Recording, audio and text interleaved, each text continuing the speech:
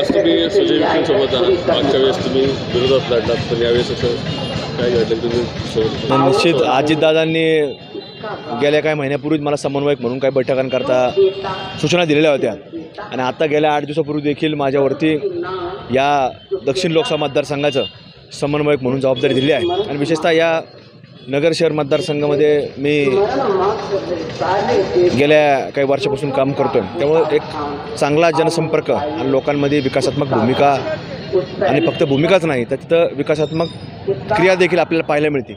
मग त्या दृष्टिकोनातून ही जबाबदारी ज्यावेळेला अजितदादांनी सूचना दिल्यापासून त्याच्यामध्ये आम्ही चांगल्या प्रकारे अग्रेसर राहून काम करण्याचा प्रयत्न आम्ही करत आहोत आणि त्यामुळे ती भूमिका अजितदादा जी सांगतील त्या प्रकारे करण्याचं काम आम्ही करणार आहोत.